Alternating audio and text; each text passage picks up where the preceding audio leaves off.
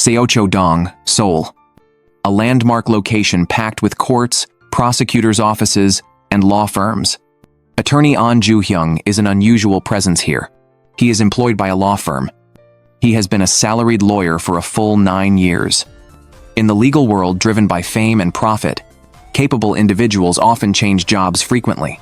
Most last no more than 5 years before starting their own practice or becoming a partner. Ahn Joo-hyung has never entertained such thoughts. With 9 years of honed experience, Ahn Joo-hyung possesses top-tier legal competence. Yet he still quietly receives his fixed monthly salary plus bonuses.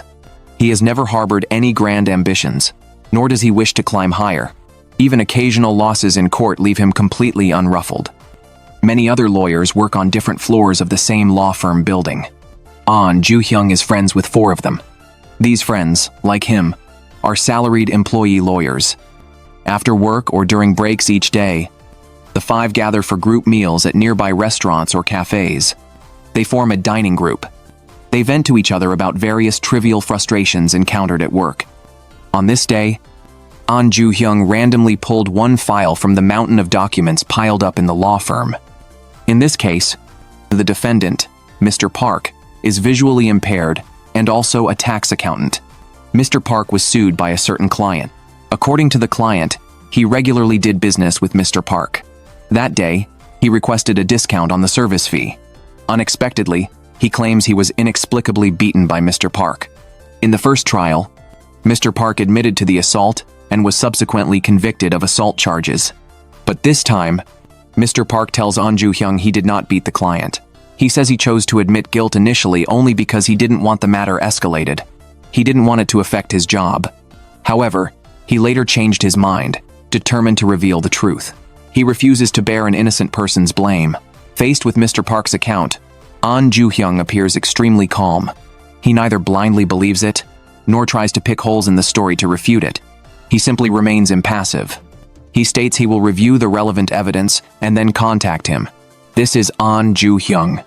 After 9 years as a lawyer, having encountered countless lying clients, his passion has long since faded. He treats lawyering merely as an ordinary office worker's job. He knows the real world is not a television drama. He never speaks of ideals or passion.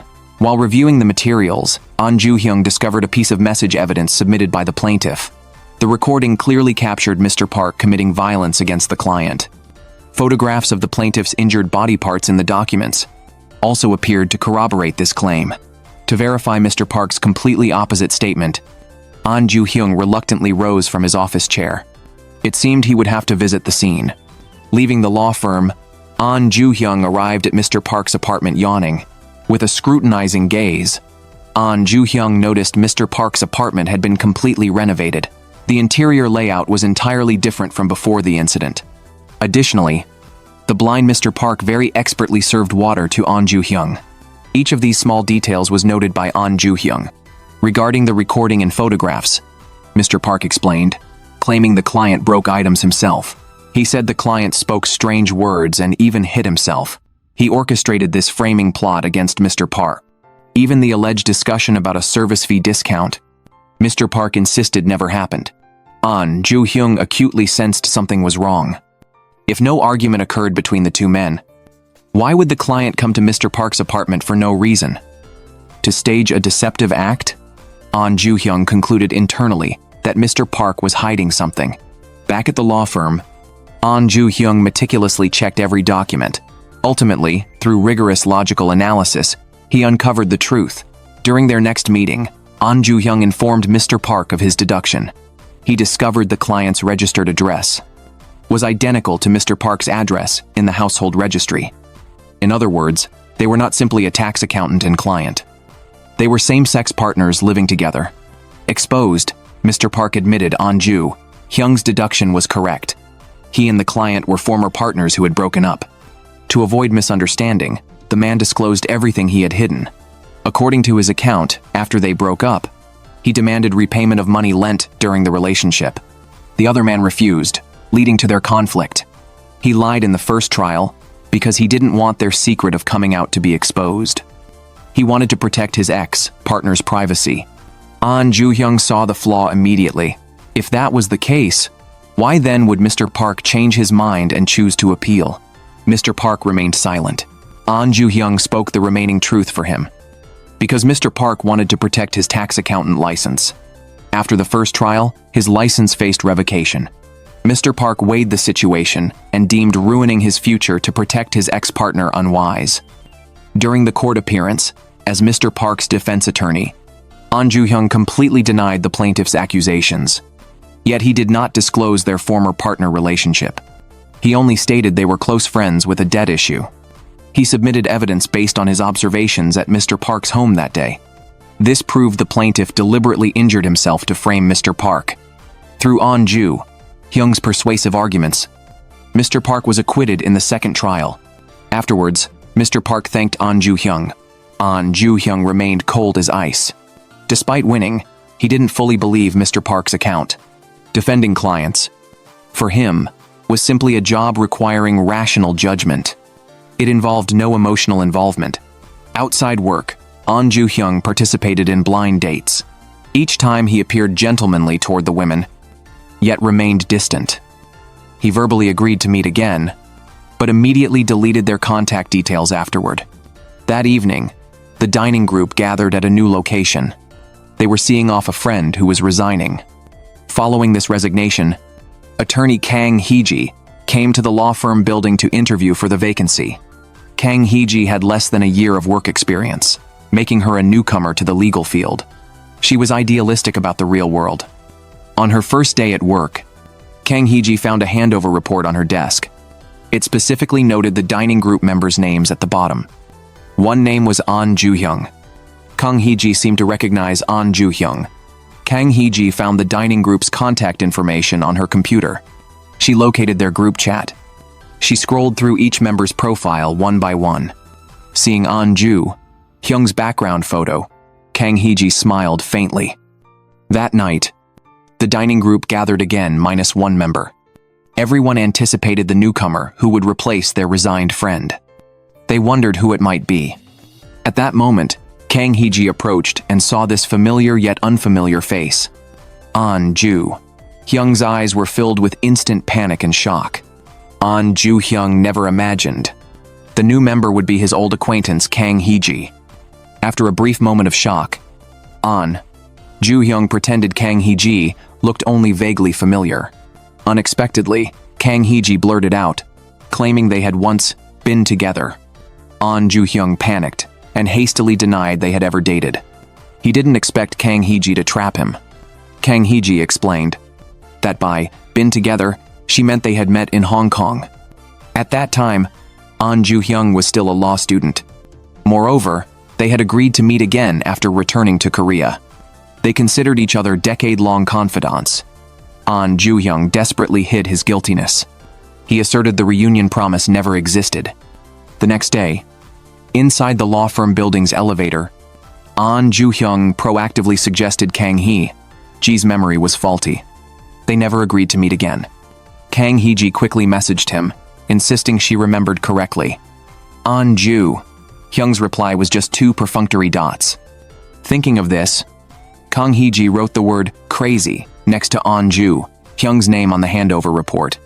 Today, the firm's representative assigned Kang Hee-ji a consultation case. A man, Mr. Jang, lives with his family in government-provided cheap public housing. Before moving in, Mr. Jang took a bank loan to pay the house's lease deposit. But recently, unable to repay this loan, bank personnel confronted Mr. Jang. According to the original agreement, Mr. Jang must forfeit the house used as collateral to the bank.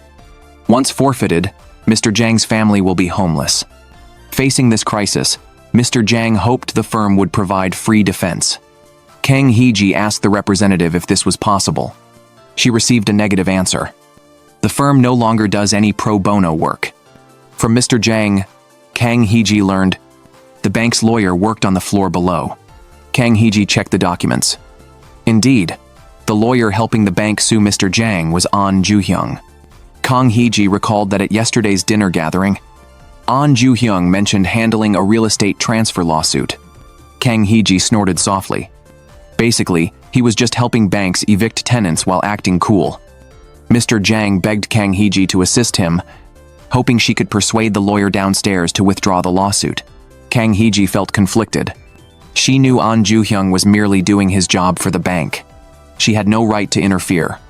At the next dinner gathering, Kang Hee-ji brought up this matter. Her words indirectly expressed dissatisfaction with Ahn Joo-hyung assisting the bank. Ahn Joo-hyung was direct. The other party failed to repay. He was simply taking measures for his client. His approach was perfectly justified.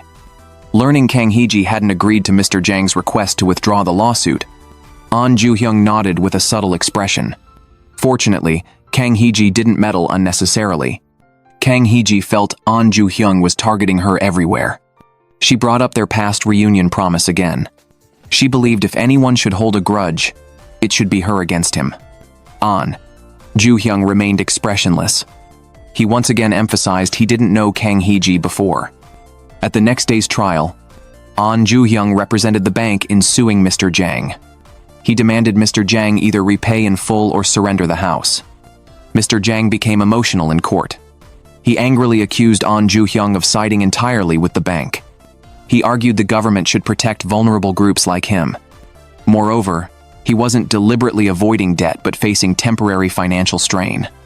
After the trial, Mr. Jang humbly asked Ahn Joo-hyung for a solution. Ahn Joo-hyung's face showed no emotion. He uttered coldly, "Mr. Jang must repay the money. As a lawyer, he must faithfully fulfill the client's demands." However, the situation took a sudden turn. The next day, Ahn Joo-hyung saw a newly issued Supreme Court precedent document. The precedent's circumstances were almost identical to Mr. Jang's dispute with the bank. According to the precedent, the bank could no longer forcibly evict the apartment tenant. In other words, if the bank continued the appeal, it might lose the lawsuit. Normally, Ahn Joo-hyung should advise the bank to withdraw the lawsuit, but he didn't intend to do so. The precedent came out last night. Mr. Jang certainly didn't know about it. Even the judge might not be aware yet. Therefore, Ahn Joo-hyung intended to conceal the precedent matter and continue helping the bank appeal. At the dinner gathering, Kang Hee-ji mentioned this precedent. She had also seen the precedent document last night. Learning Ahn Joo-hyung didn't plan to withdraw the lawsuit, Kang Hee-ji felt deeply puzzled. According to this precedent, the bank would definitely lose if the appeal continued. But Ahn Joo-hyung appeared unfazed. He hinted there was opportunity if the opposing lawyer didn't know about the precedent. Kang Hee-ji disliked Ahn Joo-hyung's trickery. She muttered again, "He wasn't just bad. He was a complete scoundrel." At the next trial, Ahn Joo-hyung came fully prepared. Unexpectedly, Mr. Jang submitted documents to the judge in court. The content was the recently issued precedent. It turned out that yesterday, to help the soon-to-be homeless Mr. Jang, Kang Hee-ji visited his home. She gave him the precedent materials. Seeing the unique first-line indentation on the documents, Ahn Joo-hyung immediately guessed Kang Hee-ji had outmaneuvered him. That specific indentation style was only used by Kang Hee-ji's law firm. Now the judge also knew about the new precedent. Ahn Joo-hyung couldn't continue the appeal. He had to state he would discuss withdrawal with his client. At the subsequent dinner gathering, facing Kang Hee-ji, Ahn Joo-hyung seemed annoyed. He blamed her for meddling unnecessarily. Kang Hee-ji defended herself. The Supreme Court had issued the latest precedent. She merely acted according to the precedent. She didn't fabricate facts. Additionally, in Kang Hee-ji's view, public housing exists to protect low-income groups like Mr. Jang. Only by following precedents could such vulnerable groups keep their hard-earned homes in the future. Kang Hee-ji believed Ahn Joo-hyung was too cruel. He only focused on helping clients. He completely lacked moral sympathy for vulnerable groups. Ahn Joo-hyung countered Kang Hee-ji's so-called morality word by word. He asked Kang Hee-ji if the bank was forced to withdraw the lawsuit. The bank suffered a silent loss and would stop lending to low-income people who won public housing lots. Then, even if these people obtained public housing, they couldn't move in due to lacking deposit funds from banks. Eventually, only ordinary citizens who obtained loans and repaid punctually would suffer losses. The world isn't distinctly divided and non-interfering. If one incident changes, corresponding factors will trigger butterfly effect-like consequences. Kang Hee-ji still couldn't accept Ahn Joo-hyung's words. Instead, she emphasized individual dignity and value. She argued Ahn Joo-hyung focused on the big picture while neglecting individuals. Both reluctantly gave each other cold shoulders. Yet privately, both Ahn Joo-hyung and Kang Hee-ji were pondering the other's words. They reflected on their own convictions. Kang Hee-ji felt gloomy. She noticed the healing location written in a senior's handover report. A university track to watch people run. At night, Kang Hee-ji went to the track. She sat on a bench and sighed softly. Ahn Joo-hyung was also there, running. During a break, he noticed Kang Hee-ji nearby. Memories of the past flooded his mind. Actually, 10 years ago, Ahn Joo-hyung and Kang Hee-ji were lovers. Back then, they had passionately kissed under the night lights. They fell in love during a trip to Hong Kong. Ahn Joo-hyung actually remembers everything from the past. They indeed agreed to meet again after returning to Seoul. But at that time, Kang Hee-ji had concerns.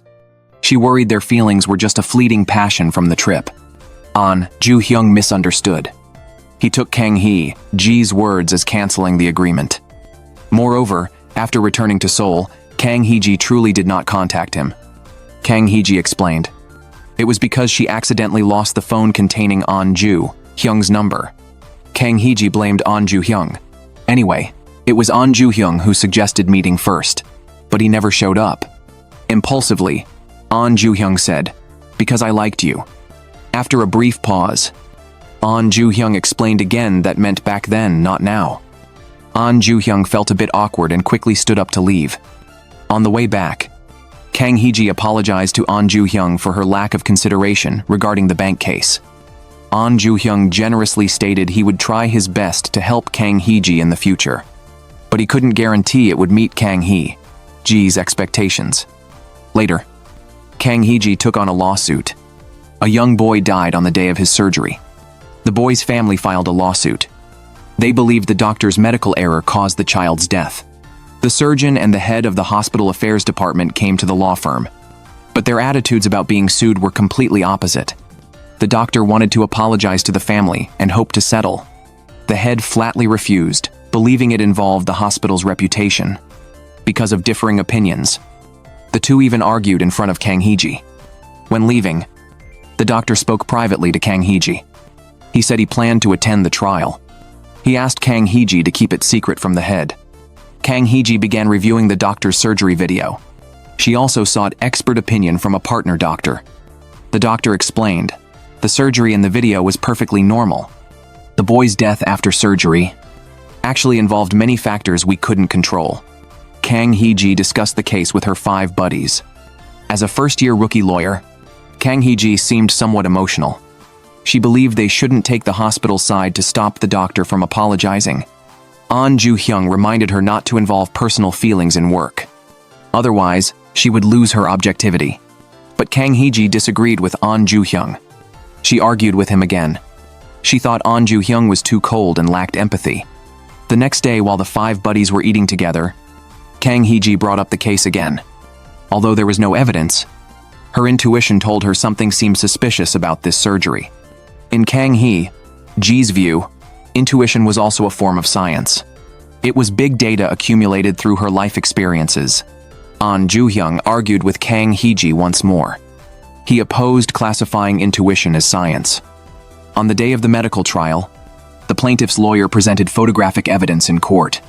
It proved the defendant doctor was actually left-handed. But in the surgery video, the doctor used his right hand. Therefore, the plaintiff suspected proxy surgery.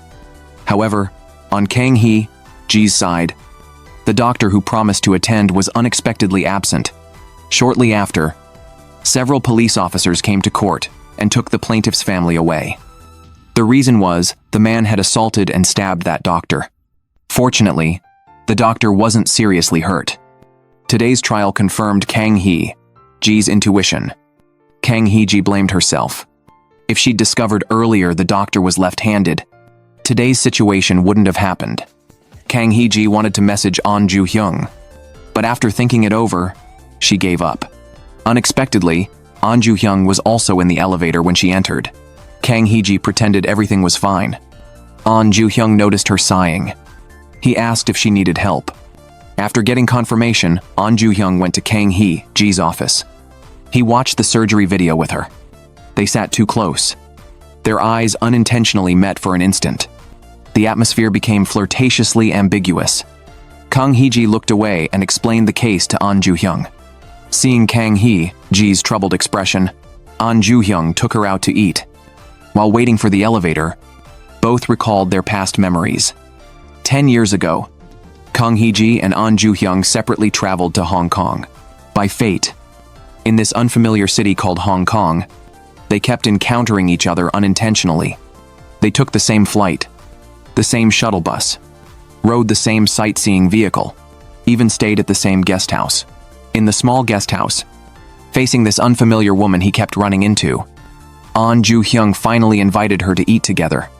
Now, 10 years later, the two ate instant noodles together at a convenience store. To help Kang Hee-ji, Ahn Joo-hyung brought Bae Moon-jung's husband. The man worked as a nurse practitioner in the hospital's operating room. After watching the surgery video, Bae Moon-jung's husband explained to them. During surgery, to avoid hand collision with the opposite person, left-handed doctors often use their right hand. In other words, the surgeon in the video was definitely that doctor himself. It wasn't proxy surgery. The next day, Kang Hee-ji visited the now conscious doctor in the hospital. The doctor shared his feelings. Although there was no surgical error, whenever a patient died post-surgery, he still felt guilt mixed with complex emotions of avoidance. On the way to court that day, he saw the boy's father, but he lacked the courage to face him. Now, to atone for his guilt, the doctor planned to settle with the family. He hoped to help the father get a lighter punishment. Meanwhile, the firm assigned Ahn Joo-hyung a case. It was a divorce case he disliked most. Ahn Joo-hyung tried to swap cases with Bae Moon-jung, but the firm told him the client insisted on a male lawyer. Reluctantly, Ahn Joo-hyung took the case and met the client. The man demanded he wouldn't pay alimony and property to his soon-to-be ex-wife. Soon, Ahn Joo-hyung appeared at family court representing his client. He discovered the defendant was his long-lost ex-girlfriend Park Soo-jong. In the family court, Ahn Joo-hyung clearly recognized Park Soo-jong, yet he remained extremely composed. Overwhelmed by mixed emotions, Park Soo-jong shed tears during the hearing. Kang Hee-ji also came to family court. She tried greeting Ahn Joo-hyung, who walked toward her, but Ahn Joo-hyung ignored her completely. Kang Hee-ji soon noticed Park Soo-jong's presence. She observed Park Soo-jong casting brief, subtle glances at Ahn Joo-hyung.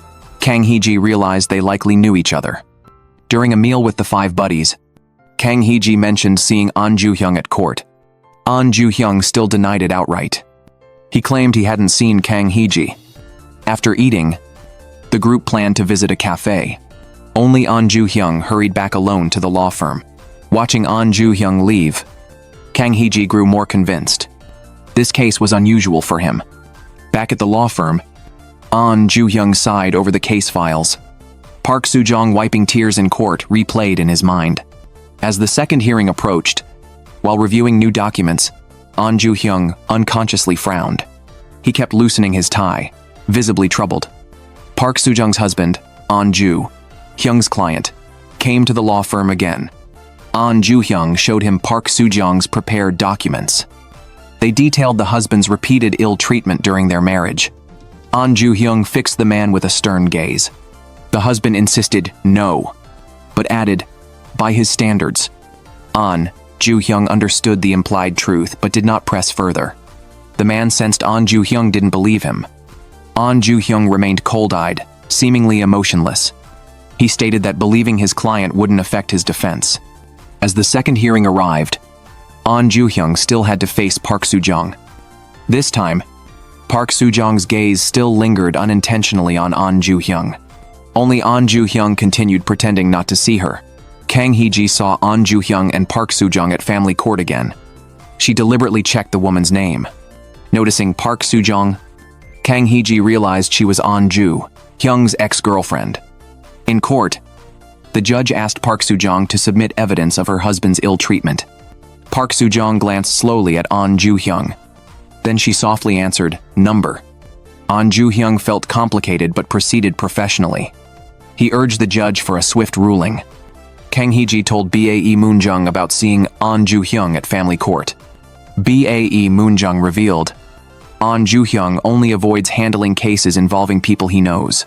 Back at the law firm, Kang Hee-ji checked case records. She was surprised to find Ahn Joo-hyung wasn't Park Soo-jong's defense attorney. He represented the plaintiff instead. It made sense he wouldn't defend his ex. But now he stood against her. This deeply puzzled Kang Hee-ji.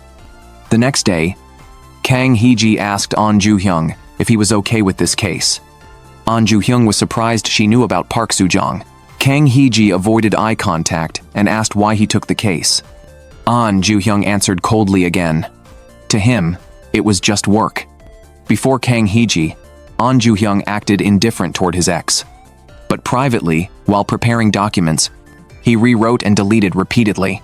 Memory involuntarily drifted back to the past, to when he dated Park Soo-jong. They once happily ate grilled meat together. Park Soo-jong used to lean against him. She also accompanied him to court. She would wait patiently for him in the hallway. But now all that was in the past. On the day of their private mediation, seeing Park Soo-jong, Ahn Joo-hyung instinctively moved to leave. Park Soo-jong spoke first, asking if he'd been well. Ahn Joo-hyung hid his inner turmoil. He replied he wouldn't discuss personal matters. Park Soo-jong shifted to the case. Emotionally, she asked why he had to take it. Ahn Joo-hyung's tone remained icy. In this case, he wasn't Ahn Joo-hyung.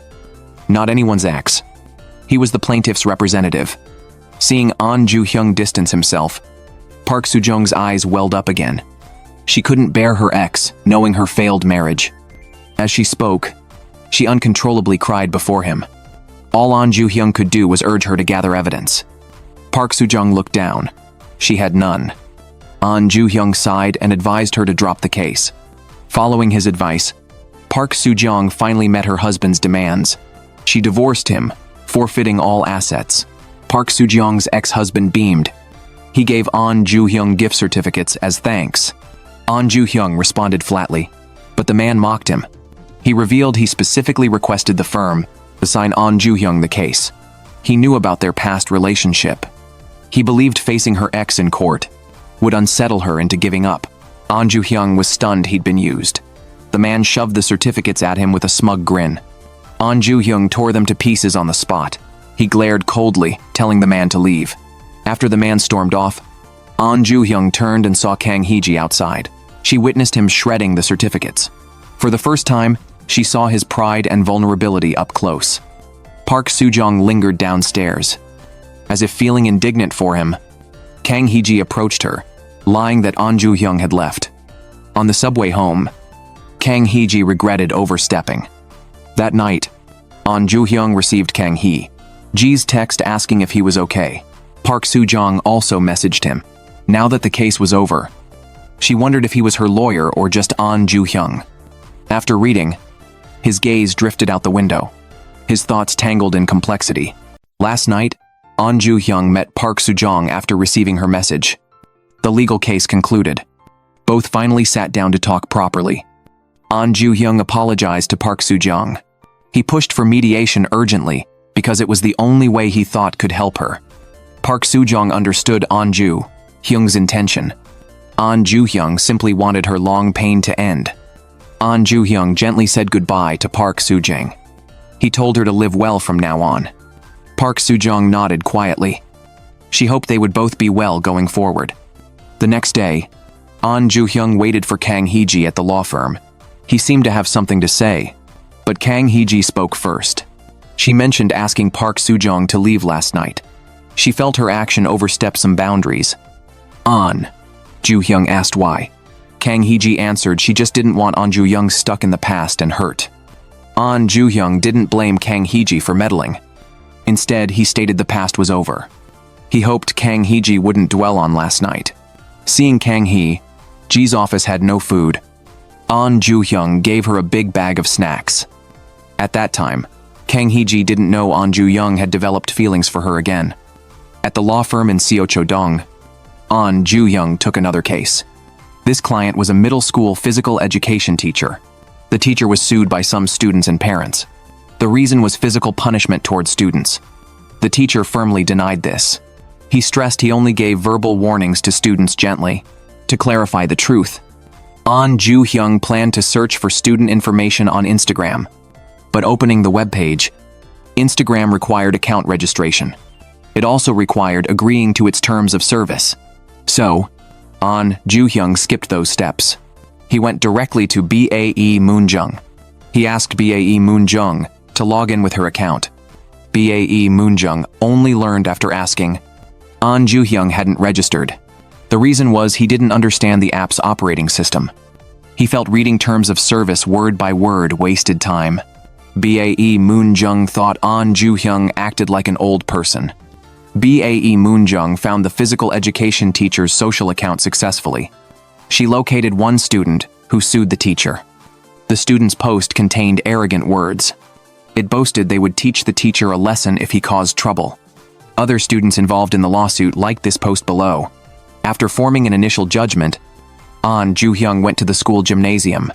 Facing Ahn Joo-hyung's questions, the students insisted the teacher bullied them.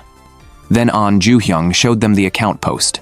Seeing the students still making excuses, Ahn Joo-hyung threw out many legal terms.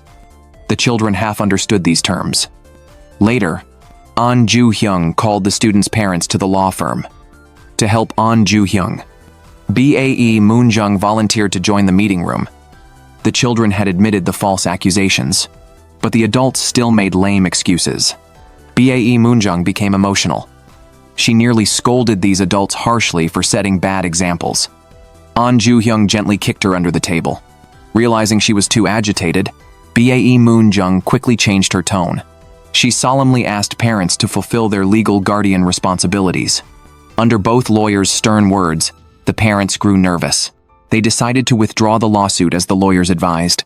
At noon, Ahn Joo-hyung had lunch with Bae Moon-jung and her husband. He brought chopsticks for Kang Hee-ji too, but learned Kang Hee-ji couldn't come today due to business. Discussing this case, Ahn Joo-hyung spoke with relief. Fortunately, this client wasn't a bad person. Bae Moon-jung felt deeply surprised. In the past, Ahn Joo-hyung never cared about clients' moral character. Ahn Joo-hyung remembered. Kang Hee-ji said the same thing some days ago. Ahn Joo-hyung suddenly understood. Kang Hee-ji was influencing and changing him unknowingly. Recently, Ahn Joo-hyung couldn't see Kang Hee-ji. During several gatherings of their gang of 5, Kang Hee-ji was absent every time. Seeing the empty seat beside him, Ahn Joo-hyung felt disappointed repeatedly. Especially lately, Ahn Joo-hyung suddenly noticed. Kang Hee-ji seemed very close to Chang-won in their group. When discussing outing plans, Chang-won clearly knew Kang Hee-ji was unavailable. He knew her upcoming schedule. Their relationship appeared particularly close. But actually Kang Hee-ji's closeness to Chang-won had a reason. Recently, Kang Hee-ji was busy handling a theft case.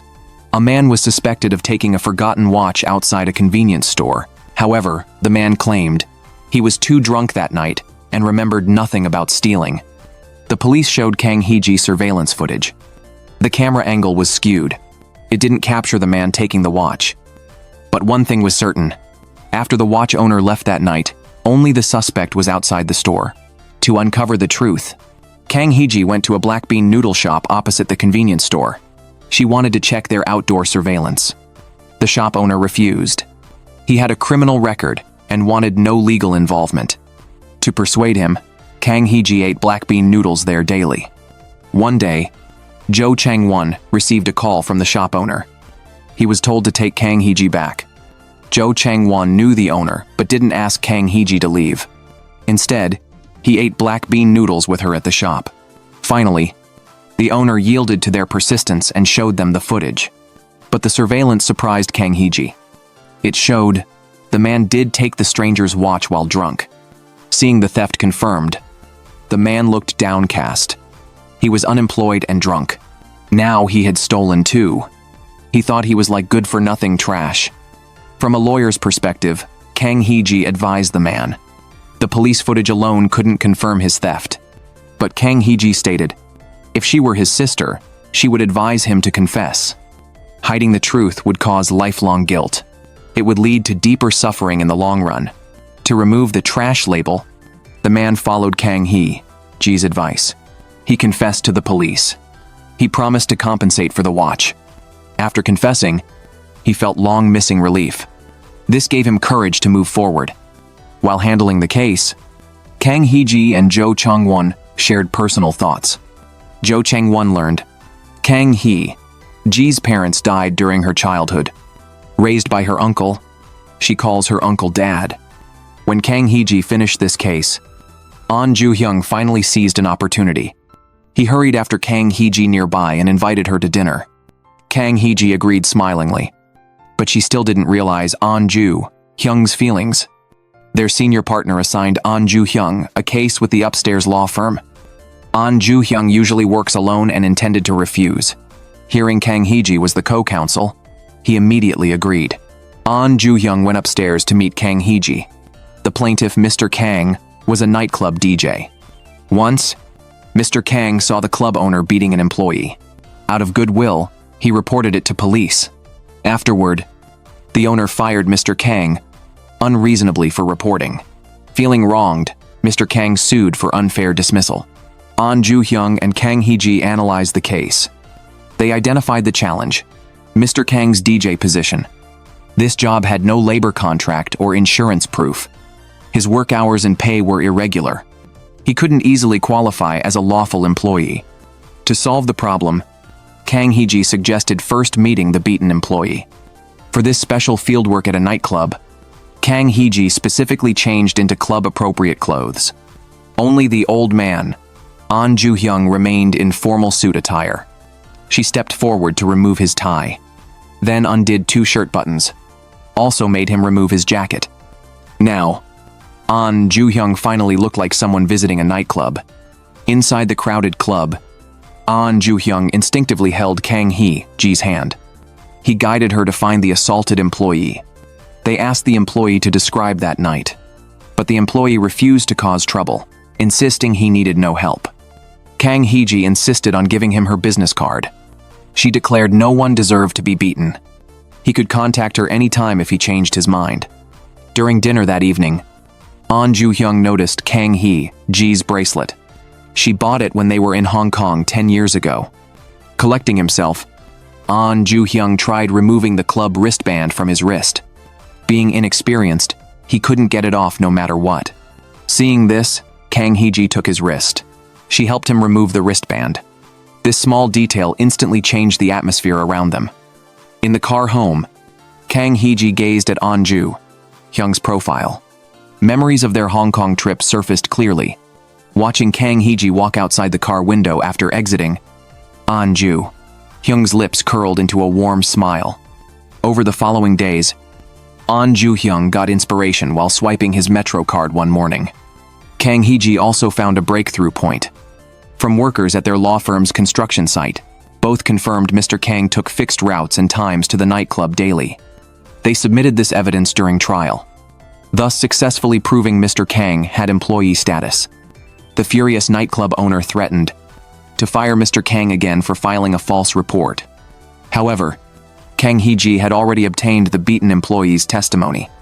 Yesterday, persuaded by Kang Hee-ji, the employee decided to use legal protection. He finally wrote a statement about the owner's beating. Now, the bully owner had no choice but to leave resentfully. That day, Ahn Joo-hyung was pulled by Kang Hee-ji to hear the court verdict. Thanks to their efforts, Mr. Kang won the lawsuit. The unfair dismissal by the nightclub was deemed invalid. Upon winning, Mr. Kang cried. He didn't care about compensation. He just wanted to defend his hard-earned job and precious dignity. Since others had commitments, only Ahn Joo-hyung and Kang Hee-ji attended this gathering. Someone played piano nearby. Ahn Joo-hyung recognized the piece Kang Hee-ji played 10 years ago. 10 years ago in Hong Kong, Ahn Joo-hyung accompanied Kang Hee-ji to a restaurant. Kang Hee-ji had a piano gig. On the way, Kang Hee-ji twisted her ankle. Ahn Joo-hyung gently carried her on his back. That night, watching Kang Hee-ji play piano, Ahn Joo-hyung grew captivated. Returning, they discussed their dreams. Kang Hee-ji had no grand ambitions. She just wanted to keep playing piano to please her parents. Ahn Joo-hyung excelled at studies and debate, so becoming a good lawyer was his dream. After sharing dreams, Ahn Joo-hyung had Kang Hee-ji rest her feet on his shoes. He carefully applied ointment for her. To Ahn Joo-hyung, Kang Hee-ji looked incredibly beautiful. Also that night, they promised to meet again after returning to Seoul. 10 years later, Kang Hee-ji abandoned piano to become a lawyer. This was also for her parents. Her father suffered business fraud. Kang Hee-ji wanted to use legal knowledge to help her family. Ahn Joo-hyung praised Kang Hee-ji as always. She successfully overcame difficulties and did well. In Kang Hee-ji's heart, Ahn Joo-hyung had achieved his dream. He listened to people's hardships. He helped clear wrongful accusations. He was an admirable senior lawyer to her. To spend more time with Kang Hee-ji. That night, Ahn Joo-hyung took the subway instead of his usual bus. The night subway traveled through Seochodong's lights. Sitting side by side, both recalled together their romantic kisses 10 years ago. The new Monday arrived. The lawyers in Seochodong faced a bittersweet start to the week. Ahn Joo-hyung was pulled into a high school reunion by before anyone else Moon-jung's husband. Yet when Ahn Joo-hyung showed up, the three classmates opposite him felt uneasy. One had cheated on his wife, one divorced, and one failed in business. All had sought legal advice from Ahn Joo-hyung in the past. Now, the man who knew their secrets sat across from them. Naturally, they felt uncomfortable. Ahn Joo-hyung understood their thoughts. To spare their embarrassment, he pretended to know nothing. Later, the remaining 4 from their group arrived at the same place. The gossipy classmate noticed Kang Hee-ji. He remembered Kang Hee-ji, the woman Ahn Joo-hyung had met during law school travels.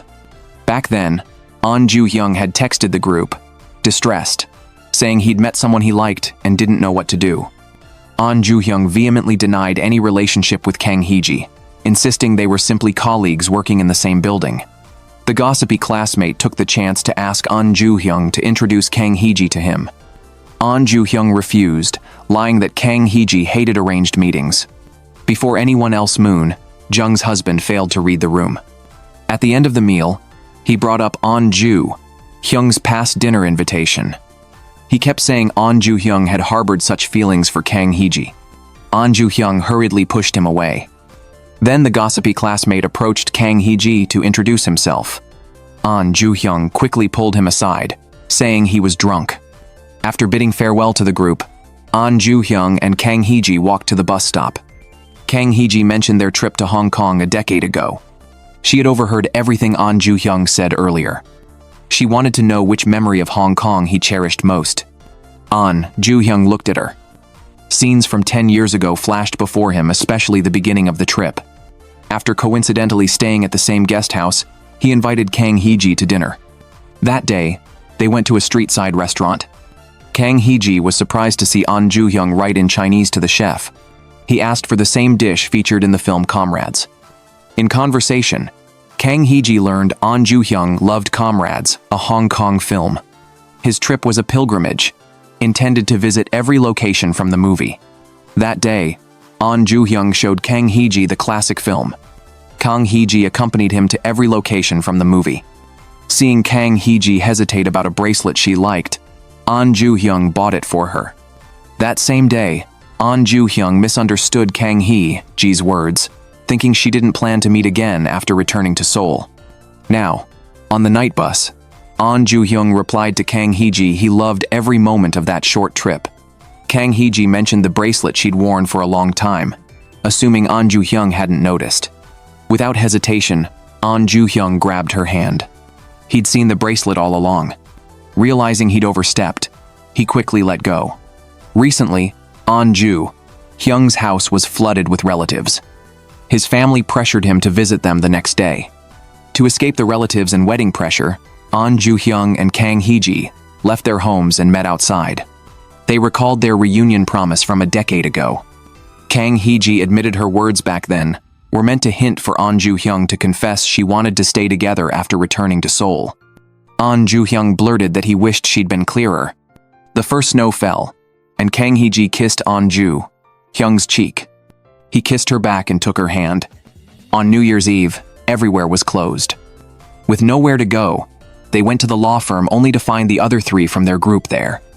Instinctively, Ahn Joo-hyung let go of Kang Hee-ji's hand. Outside, snow fell.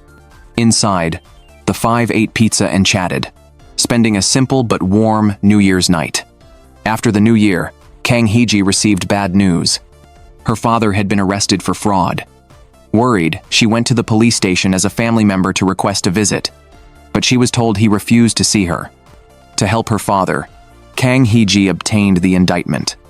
She found he was accused of cryptocurrency fraud, causing victims to lose over 300 million won. To uncover the truth, Kang Hee-ji visited the detention center again, this time as a lawyer, demanding to meet her father. Yet when they finally met, her father urged her not to get involved, assuring her the matter would soon resolve itself. He didn't want his daughter defending him in court. Even her mother echoed this stance. From the day they adopted Kang Hee-ji, they'd vowed never to let her suffer for their sake. At a loss, Kang Hee-ji turned to Ahn Joo-hyung for help. She asked him to formally serve as her father's defense attorney, handling court appearances and procedural work, while she privately handled the investigative analysis. Before Ahn Joo-hyung, Kang Hee-ji tried to stay strong, but he saw through her worry, gave her a silent hug, and promised to assist. Chang-won learned of Kang Hee-ji's father's situation from the firm's representative, who had coincidentally witnessed her failed visit request at the detention center. To avoid trouble, the rep warned Chang-won not to get too close. Ignoring the warning, Chang-won, who'd grown fond of Kang Hee-ji, still wanted to help, but upon meeting her, he discovered Ahn Joo-hyung had already agreed. Reluctantly, he stepped back. Reviewing the case files, Ahn Joo-hyung noticed Kang Hee-ji's father didn't share her surname. She chose not to hide the truth. Her biological parents had died, and her relationship with him wasn't what it seemed. Seeing she was exhausted, Ahn Joo-hyung lightly patted her shoulder. She leaned into him, finding comfort in the gesture. Days later, Ahn Joo-hyung visited Kang Hee-ji's father in detention. He explained the situation. Several victims had filed charges against him and a woman, accusing them of jointly misleading them into investing in cryptocurrency. But afterward, the woman claimed ignorance, insisting Kang Hee-ji's father was the mastermind. He denied this, stating he'd met Madam Choi at a charity gala. At that time, Madam Choi never mentioned cryptocurrency business. She simply assured clients that Kang Hee-ji's father was a trustworthy partner. In that setting, Kang Hee-ji's father naturally gave Madam Choi some compliments. Besides Ahn Joo-hyung and Chang-won, the other two from their group soon learned about Kang Hee-ji's situation. Everyone decided to help without hesitation. Before anyone else, Moon-jung visited Madam Choi at the detention center. Her account completely contradicted Kang Hee-ji's father. Madam Choi claimed Kang Hee-ji's father had invited her to the charity gala that day. He said many wealthy people would attend and hinted at collaborating to raise funds. According to Madam Choi, years earlier, she had done cryptocurrency business with Kang Hee-ji's father. On that occasion, he brought up cryptocurrency again and asked her to help raise funds, promising her a commission. That's why, Madam Choi said, she had introduced Kang Hee-ji's father to clients at the gala, but she never expected the whole operation to be a scam. That night, the group pooled their gathered clues. The investigation confirmed that in the year Madam Choi mentioned, Kang Hee-ji's father had indeed first encountered cryptocurrency. There was also a signed contract of their business partnership. Based on current evidence, Madam Choi's account seemed more credible than Kang Hee-ji's father's. The key question was whether Kang Hee-ji's father had again proposed the same business to Madam Choi this time. Kang Hee-ji believed her father unconditionally. Records showed no concrete transaction details between them until 2 years ago, which matched her father's testimony. He had never known Madam Choi during his first encounter with cryptocurrency. However, to view the situation more objectively, Ahn Joo-hyung urged Kang Hee-ji not to let emotions cloud her judgment. He hoped she would think calmly. Privately, Chang-won reminded Ahn Joo-hyung that Kang Hee-ji's father wasn't just a regular client. Ahn Joo-hyung remained firm in his approach. Only rational judgment could truly help Kang Hee-ji's father. Unbeknownst to Kang Hee-ji, Ahn Joo-hyung stayed late reviewing documents. In reality, he cared more about this case than anyone. The trial date soon arrived. As the defense attorney, Ahn Joo-hyung submitted a denial of evidence, disputing the authenticity of related documents. Both sides would call witnesses in the next hearing. During their meeting, Kang Hee-ji's father pleaded with Ahn Joo-hyung to keep Kang Hee-ji from attending court. Not because he had anything to hide, but because he didn't want his loved ones to see him at his worst. The friends continued helping Kang Hee-ji analyze the case. During one discussion, she suddenly received a call from a client demanding the documents. Kang Hee-ji hurriedly left without eating dinner, rushing back to the office. A friend arrived, took over her work, and urged her to return and focus on her father's case. With the friend's help, Kang Hee-ji could step back. After analyzing with the group, she found inconsistencies, suspecting the victims might be lying. That night, Kang Hee-ji, and before anyone else, Moon-jung met two victims. Kang Hee-ji confronted them about why they were lying with Madam Choi. She concluded the victims had been deceived by Madam Choi, believing they could recover their lost funds by falsely accusing her father. Though they didn't admit it, their reactions confirmed Kang Hee-ji's suspicions. Returning to the office, Kang Hee-ji found Ahn Joo-hyung and two others working diligently on the case. The sight warmed her heart. Kang Hee-ji brought back fried chicken for everyone. That evening, the group ate while analyzing the case, a moment of warmth amid the turmoil. The trial soon arrived. Ahn Joo-hyung presented evidence showing Kang Hee-ji's father had been scammed 4 years prior, forcing his company to temporarily close. The tax invoice registration number was suspended during the closure. When operations resumed, the company began using a completely new registration number. Yet the contract Madam Choi claimed to have signed with Kang Hee-ji's father 4 years ago used the new number, proving they couldn't have known each other back then. This was undeniable proof of Madam Choi's forgery.